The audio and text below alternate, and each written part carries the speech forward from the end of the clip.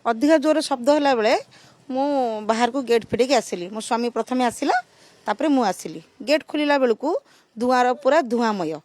ତାପରେ ଆମେ ଗେଟ୍ ଖୋଲିକି ଦେଖିଲା ବେଳକୁ ରୋଡ଼ରେ କେହି ନାହାନ୍ତି। ସିଏ ପର୍ଟିକୁଲାର ଆମ ଘରକୁ ବୋମା ମାଡ଼ କରିଛନ୍ତି। ଯଦି ଦେଖିବା ତେବେ ଗତକାଲି ରାତି ପାଖାପାଖି 10:30 ସମୟରେ କଟକ ସଦର ଥାନା ଅନ୍ତର୍ଗତ ଯେଉଁ ସୁଭଦ୍ରାପୁର ରହିଛି, ସୁଭଦ୍ରାପୁର ଜଣେ ବାଉଁଶ ବ୍ୟବସାୟୀଙ୍କ ଘରକୁ ବୋମା ମାଡ଼ ହୋଇଥିଲା, ଯେ କି କାରଣ ଏପର୍ଯ୍ୟନ୍ତ ଅସ୍ପଷ୍ଟ ରହିଛି। କାହିଁକି ବୋମା ମାଡ଼ ହୋଇଥିଲା, କିଏ ବୋମା ମାଡ଼ କରିଛି, ଏପର୍ଯ୍ୟନ୍ତ ଘଟଣାର କୌଣସି ପ୍ରକାର ସନ୍ଧାନ ମିଳିନି। ତେବେ ପୋଲିସ ତଦନ୍ତ ଆରମ୍ଭ କରିଛି। ତେବେ ଯାହାଙ୍କ ଘରକୁ ବୋମା ମାଡ଼ ହୋଇଥିଲା ସେ ବ୍ୟକ୍ତିଙ୍କର ନାଁ ହେଉଛି ଅଜୟ ନାୟକ, ଯିଏ ଆମ ସହିତ ଅଛନ୍ତି। ତାଙ୍କ ସହିତ ଅଧିକ ଆଲୋଚନା କରିବା। କାଲି ଆପଣଙ୍କ ଘରକୁ ବୋମା ମାଡ଼ ହୋଇଥିଲା, କାହିଁକି ବୋମା ମାଡ଼ ହୋଇଥିଲା, କିଏ ବୋମା ମାଡ଼ କରିଛି ବୋଲି ଆପଣ ଭାବୁଛନ୍ତି?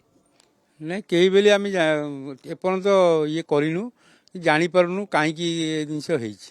ବୋମା ମାଡ଼ ଜଣେ କରୁଛନ୍ତି, ଆପଣ କିଛି ପୂର୍ବ ଶତ୍ରୁତା କିଛି କାହା ସହିତ ରହିଛି କି? ନାଇଁ ସେମିତି କିଛି ଶତ୍ରୁତା ତ ନାହିଁ।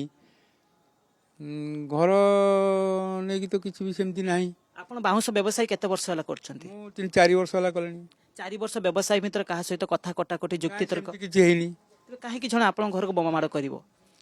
ସେମିତି କିଛି ମୁଁ ଜାଣିପାରୁନି କାହିଁ କଲା। କେତେଟା ସମୟରେ ବୋମା ମାଡ଼ ହେଇଥିଲା, ଆପଣ ସେତେବେଳେ କୋଉଠି ଥିଲେ? ମୁଁ 10:20 ହେଲା ଜଷ୍ଟ ମୁଁ ଗେଟ୍ ଦେଇକି ଘର ଭିତରେ ଥିଲି।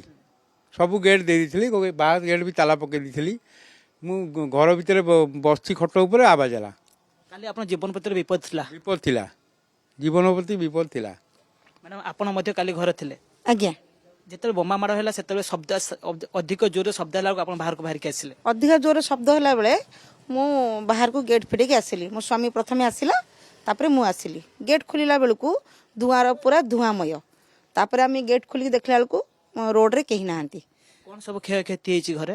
ଘରେ କିଛି ବିଶେଷ କ୍ଷୟକ୍ଷତି ହେଇନି, ଏଇ ଚୁଲିଟା କେବଳ ଫାଟିଛି, ନହେଲେ କିଛି ବିଶେଷ କ୍ଷୟକ୍ଷତି ହେଇନି। ଗତକାଲି ଆପଣ ସ୍ୱାମୀଙ୍କ ଜୀବନ ପ୍ରତି ବିପଦ ଥିଲା ଯଦି କହିବା, ତେବେ ଏ ଘଟଣାରେ କାହିଁକି ଘଟିଲା? ଜଣେ ଆପଣଙ୍କ ଘର କିଏ ଭୁଲରେ ବୋମା ମାଡ଼ କରିଛି କି ଅନ୍ୟ କାହା ଘରକୁ ମାରିବା ବଦଳରେ?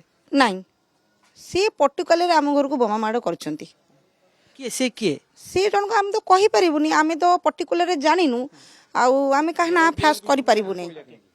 ସୌମ୍ୟା ଏ ପ୍ରତିକ୍ରିୟା ନେଉଥିଲେ, କିଏ ପର୍ଟିକୁଲାରଲି ବୋମା ମାଡ଼ କରିଛନ୍ତି ତାହା ହୁଏତ ଯେଉଁ ଅଜୟ ରହିଛନ୍ତି ତାଙ୍କ ଘରରେ ଜାଣିନାହାନ୍ତି।